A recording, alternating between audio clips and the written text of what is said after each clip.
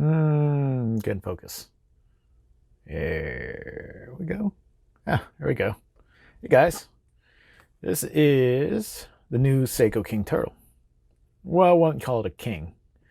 The bezel alignment's off, and you'd think that by adding a sapphire crystal and a ceramic bezel to their production line watches, they'd get the chapter ring alignment worked out. But no, Seiko can't be bothered to do things right.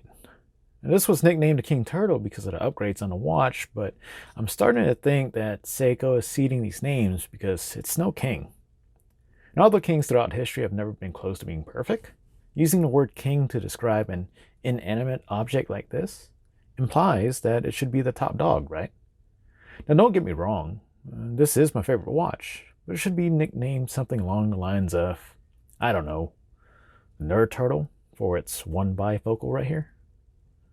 My wife didn't let me name our kids, and probably figured out why.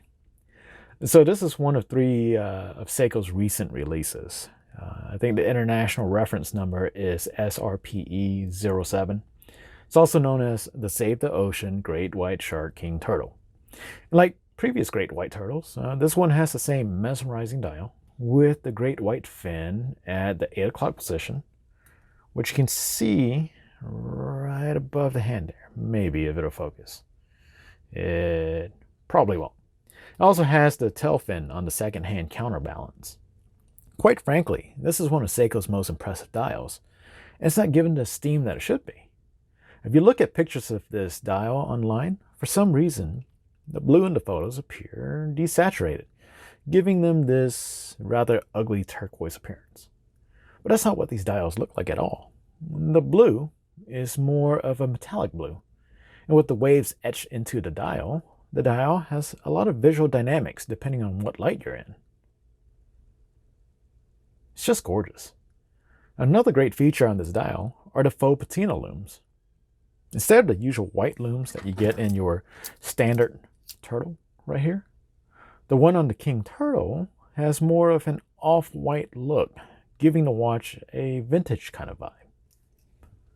Now design-wise, unlike their standard great white turtles, the bezel insert on this watch is a solid blue instead of being bicolored.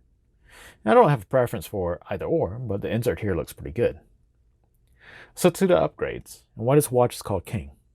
Well, the not so obvious is that the crystal here is a sapphire crystal, rather than the traditional hard legs that Seiko usually uses.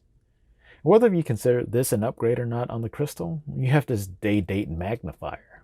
Now, some people like it, some don't. I like having mine on here, even though I've heard horror stories about these things being misaligned as well. Fortunately, mine isn't. Now the bezel insert was also an upgrade. It went from being aluminum to ceramic, which is tougher. So if you're wearing your watch for work or you're really rough on it, the ceramic will be less likely to scratch. Now the markings on the bezel insert here were also etched, rather than being printed on, like the older Seiko turtles. Now, one noticeable difference in this area is that the bezel insert sits higher, leaving the crystal a little bit more recessed, giving the inside of the bezel insert right here kind of a sharp edge, unlike the traditional turtles. Now, I haven't cut my finger on this yet, but I'm sure I might on one of those wild drunken nights. But I don't think it's really that big of a deal. Now, last upgrade, I think the coolest one, is that Seiko gave the bezel a much better texture for you to grip onto. Now, some people refer to this as the grenade texture. And compared to the standard turtle bezels, right here, it's much grippier, and I think it's more aesthetically pleasing. Now, overall, the new features on these turtles make it really difficult for me to buy an older turtle. They don't necessarily come in at a much higher price than the standards, unless you buy them at MSRP. I bought this particular watch for $450 out the door, which is the price of some standard turtles, depending on when and where you bought it from. I think right now these patty turtles can be bought at Macy's for $450. So the King Turtle really doesn't cost that much more. Now this watch just makes for a fantastic everyday watch. With its drilled lugs, which I think all turtles have, you can easily swap straps in and out of this thing. Now this particular watch came with these silicone straps right here, which is really comfortable and awesome for diving. But you can easily swap it out for a leather band or Jubilee bracelet when you're looking for something more for streetwear. Now the watch also has 200 meters of water resistance and a screw down crown, which is nice for us divers. I'm pretty certain it can handle any water sport or diving without any issue. Well, maybe not saturation diving, but that's when you tell your wife you need an emperor tuna, right?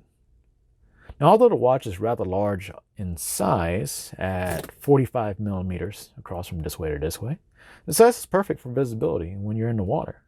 It really wears smaller than its published specs because it's dwarf legs, coming in at 47.7 millimeters lug to lug. Now, quite frankly, I'll wear my turtle for everything, including when I'm wearing a suit. I'm just not a dress watch kind of guy. So if I have to wear something like a tuxedo for formal wear, I'll still wear these. And really, this watch is almost perfect. I wish Seiko would have upgraded their alignment process along with all the other goodies. This one's close, but misaligned just enough for me to notice. Does it bother me? Not really. But I just don't think it deserves the moniker of king because of these quality issues between the chapter rings and the long clops.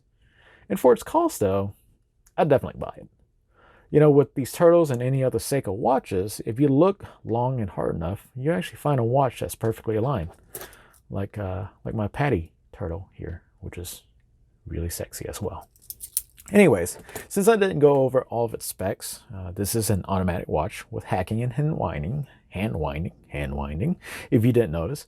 And the crystal has an anti-reflective coating on the inner surface that gives you better visibility to view the time when you're in harsh lighting conditions. And this particular version of the Nerd Turtle is a special edition, which doesn't really mean anything in the world of Seiko.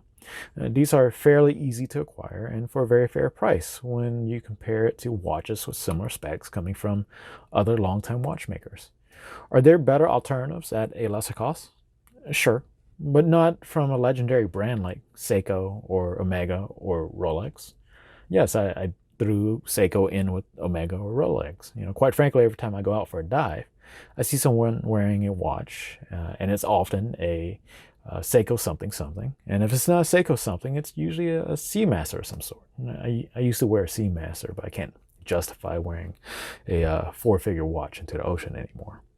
So should you get this watch? Absolutely. It's a fantastic watch. There are two other versions of the King Turtles or the Nerd Turtles. One is a black grenade dial and the other is a green grenade dial. The black one comes on the standard turtle. I don't know if you call these an oyster bracelet. And the green one comes with a green silicone strap, which is really comfortable as well. Now, you know, the turtle I think is a good and suitable watch for just practically anybody out there, unless you just have really tiny wrists.